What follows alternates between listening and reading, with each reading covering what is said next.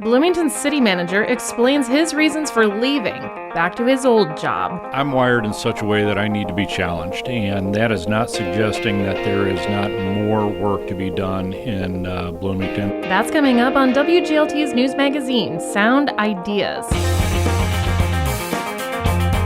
Good evening, I'm Lauren Warnicki. Also on today's show, the women who have shaped Bloomington-Normal through sports and the arts. Personally, she gave me so many opportunities to share my gift and make some money making music. And a powerlifting pastor from Bloomington aims for a national record on Easter weekend. So I'm willing to sacrifice to be able to go and compete with the power team, and also willing to sacrifice to come back and preach the resurrection of Jesus Christ on Sunday morning. All that coming up after a Bloomington-Normal news update. This is Sound Ideas on 89.1 WGLT and WGLT.org, part of the NPR network. Support for WGLT comes from Bloomington-Normal Audiology. Hear My Story continues with local patients Ralph and Carol Weisheit. For a long time, it was considered something that just affects old people. I think it's going to become less of a stigma and less of something that, that's just for old people. It'll be more like glasses. Ralph and Carol's full story can be found at bnaudiology.com.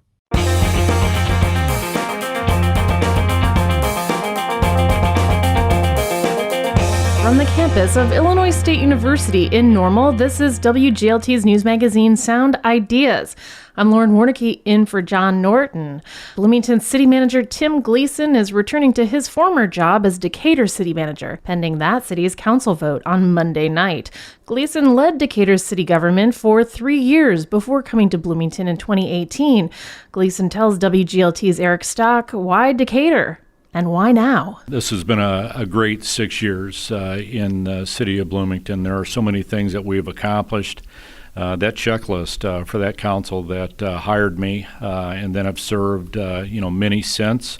I think that we've accomplished everything that was asked and then some. I think the community knows that I had been looking in Arizona, had a standing job offer. Did not come to a complete agreement there, and about the same time that I applied for that position in Arizona, the mayor in Decatur reached out and shared that opportunity, and that's where it all started, and it went from there. And yesterday was the press conference on Thursday, and this employment agreement will come before the Decatur Council on Monday night, April 1st. You'd mentioned the job in Decatur, which you had previously before coming here, checks a lot of boxes for you. Can you elaborate on what that is and how that distinguishes from where you're at now? Yeah, I'm wired in such a way that I need to be challenged, and that is not suggesting that there is not more work to be done in Bloomington, and there always will be. But Decatur, there's some exciting things in the northeast part of the community. Some of the different challenges that they're facing. There's a belief, right or wrong, that I'm the person that can step back into that position and help a community, and I'm very excited about the opportunity. Mayor Mwalambwe had said a couple of weeks ago that the city just wanted the opportunity to match anything that Decatur or Florence would have offered. Did they get the opportunity to do that, and did they do that? The mayor had asked, what, some of the numbers, that I had been offered, and he knew what my answer was going to be, and I said I would rather not share that because it's not about, pitting a community against another community or trying to beat a number. There's an integrity in this process, and that I hold myself to, and I don't feel that would be appropriate. I know the mayor took council into executive session. They discussed this possibility of me taking one of those two positions, and I very much appreciate what the mayor and the council considered, and we'll always, have, fond memories, great relationships that will continue well beyond me leaving. We understand the Arizona connection with you having family there, and that is what sort of precipitated all this, but do you see where the public may see this as a vibe of wanting to leave with those two offers at the same time? I do see how the community could see that, but at the end of the day, if people have listened to me when I've spoke about this, and those that know me know that that's not the way that I operate, but I understand that. This quite simply is one job I sought, and that was in Arizona and was offered that position. The other one was an unexpected job offer that has ended up being the one that I'm going to accept. But I don't think the community should see or feel any disrespect. I feel that we've been very successful in the 6 years that I've been here. And what council chooses to do with the next selection, I think there's two very strong deputy city managers that can step in and honestly take the organization, the community to new heights. The city council and the mayor have all spoken glowingly of your time here. They've given you very good performance reviews. The last raise came just 6 months ago, in fact. It did seem, though, in the last few months, perhaps as councils change, new members come in, the mayor is the only one who was here who hired you, that there seemed to be a little more resistance to some of the big projects the city was trying to do all at once in terms of the library, O'Neill Pool, downtown streetscape, and the size of the budget. The city has been growing in that regard. Does that factor into this in any way? No, it really does not. And I've talked about this as well, but I talk about it from a sense of pride for the elected officials that I've served, and more so for the staff that's here with the city of Bloomington. So in 6 years, we have a mayor and 9 alderpersons, so that's 10 elected officials. In 6 years, I've worked for 24, and that's quite a bit. So my sense of pride for the elected body, everybody comes in with ideas and opinions and thoughts and beliefs and a professional background, but at the end of the day, they need to be brought up to speed with how municipal government works. And myself and the staff, I think that we've done that and have put the councils that we have served on very firm ground to make the very tough decisions that they have. So we've been very strategic in what we bring forward. There is a level of understanding, I believe, that all the elected officials have had about this comes first, this is coming next, and this is coming down the road. So I think that we've done a very good job as staff as prepping them, and I very much appreciate the decisions and the approvals that council has made, and I think the community and the region are reaping those benefits, and there's more to come. One of your deputy city managers, Billy Tice, came with you from Decatur to Bloomington. Should we be concerned about some of Bloomington's top talent going with you to Decatur? That's a Billy question, but I am confident when I say this. Billy, his wife Mia, he's got twins here in the community. They are very established. I know that they love Bloomington. So I would be surprised that Billy would return. I mean, one, there's not a vacancy in Decatur. And then rewinding the clock, 5.5 years. I didn't ask Billy to come here, from Decatur. I had posted that position. He applied for it. It was a very competitive process, and Billy was head and shoulders above.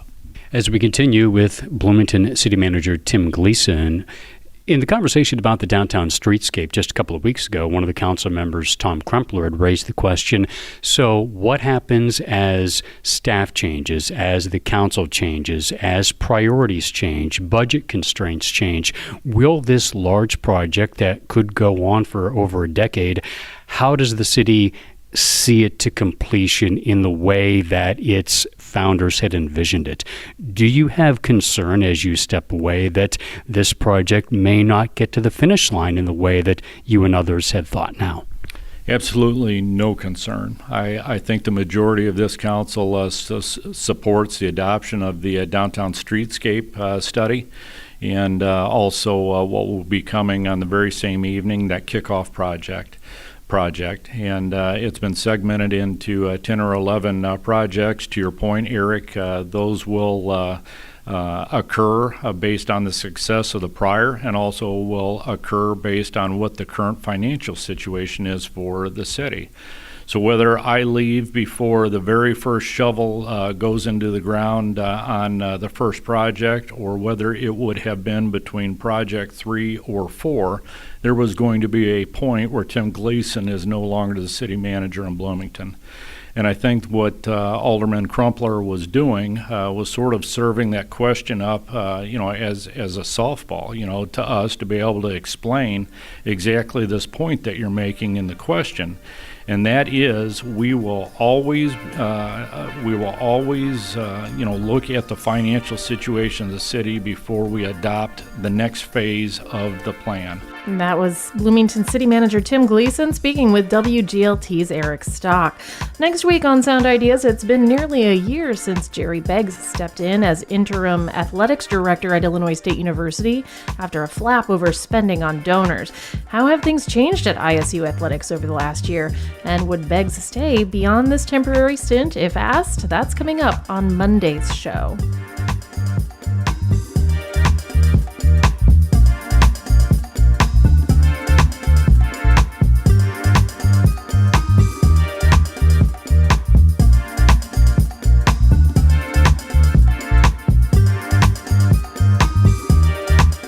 Having finished this trilogy felt like an ending to me. It felt like, kind of my life's work. Don Winslow says goodbye to his character, Danny Ryan, and his career as a best-selling suspense author.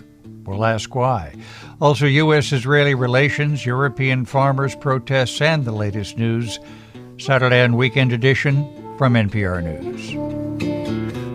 Listen tomorrow between 7 and 10 a.m. on 89.1 WGLT. This is Sound Ideas. I'm Lauren Warnicki. To mark Women's History Month, WGLT has brought you stories of women who've enhanced our community. That included mayors and judges, community activists, and business owners. It's a series we called 21 Women Who Shaped Bloomington-Normal. The mark of any thriving community is captured in how people play. In this final installment of our series, we revisit 3 women who've made a difference in sports and the arts. First up, Jill Hutchison, the storied Redbird women's basketball coach who transformed the game. Hutchison literally wrote the book on collegiate women's basketball. She was a military kid and recalls her 7th grade PE teacher on an Army base in Albuquerque who started a girls' basketball team. I absolutely loved it. It was unusual for the time, but Hutchison's dad got transferred. She wouldn't play again until high school. Women weren't supposed to be active. We weren't supposed to be competitive. Fast forward to 1968 when Hutchison's coaching career began at ISU. Women's sports were not intercollegiate at the time. They played modified games with no spectators on events called sports days. They played 3-on-3 on either side of the court because full court play was deemed unsafe for women. Hutchison wasn't having it. Her graduate research dispelled the myth that women lacked the cardiovascular strength to play full court. Leanna Bordner is a senior administrator for Redbird Athletics. Now it seems so unbelievable that someone would have had to do that. Hutchison was a fierce advocate for Title IX, which transformed college athletics. I think my desire to make things more equitable and more fair for women drove almost all of my desires to be involved. It was Deanne Bryant's first grade teacher that set her on the path to transforming music education in McLean County. Bryant attended a one-room country day school near Decatur. There were 3 first graders and 3 eighth graders. She immediately assigned each eighth grader to a first grader. I knew that was magic. It's the sort of magic Bryant replicated over and over for her music students. Most recently, in Bloomington-Normal Youth Symphony's annual tradition, playing beside Illinois Symphony professionals. Bryant took over BNYS as a retirement gig after 25 years in Unit 5 schools. She started the Unit 5 string program in 1969, at a time when women weren't seen as viable leaders of instrumental music. She paved the way for others who came after her, serving as the first woman to hold statewide office in the Illinois Music Educators Organization.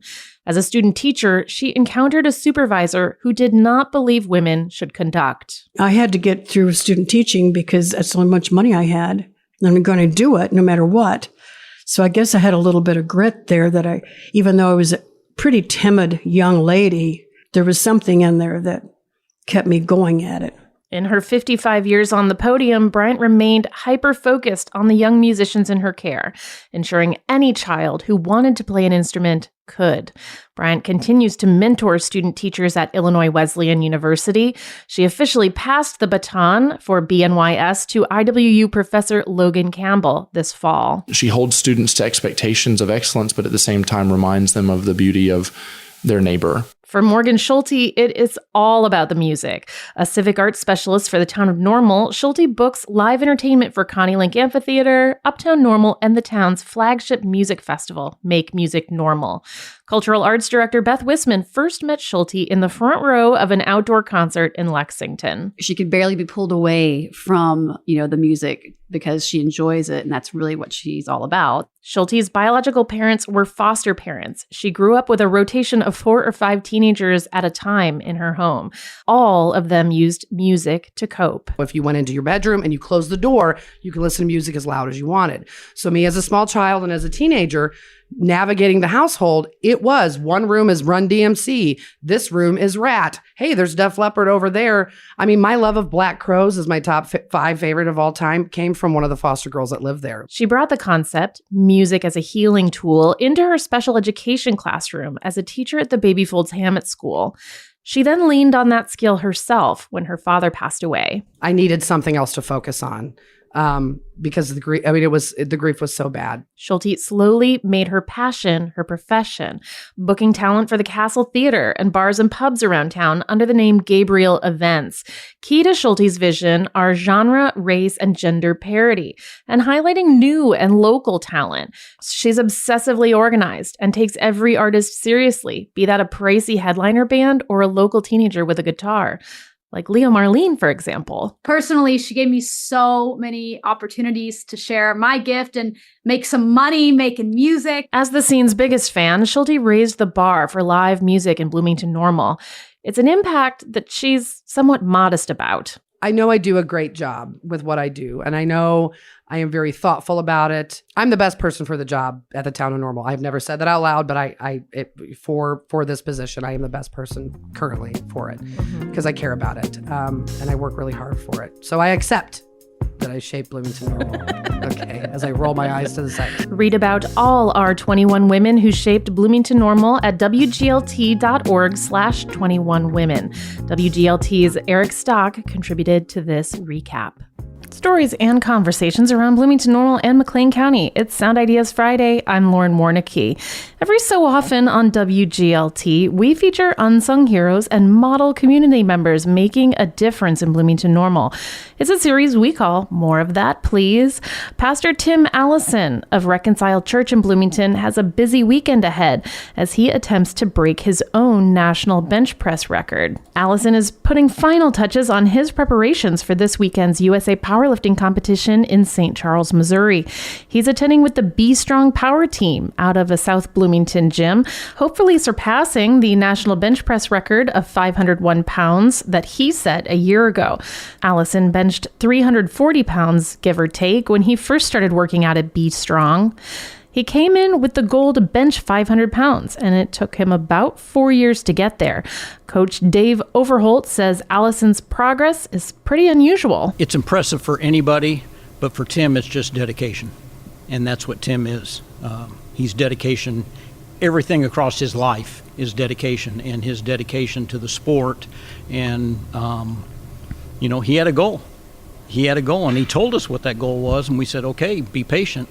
And here we go. Be Strong's strength programs are designed by owner Drew Whitted, who opened the Bloomington Gym off Commerce Parkway in 2019. So Dave gets to take the athletes through the program, and I've been designing the program for years now. It's more of a passion project of mine. I like putting great programs in the hands of really good athletes and seeing them come to life. For Allison, competing was just a bonus. It was around the personal achievement, but the competition is what helps me stay consistent because I'm working towards something. So I did want to compete in order to stay consistent while I was chasing that goal. And even though I came in with bench press only, I started getting into some squats and deadlifts and stuff like that. But this last cycle, I've really been just honing in on the bench to see what all I can do right there.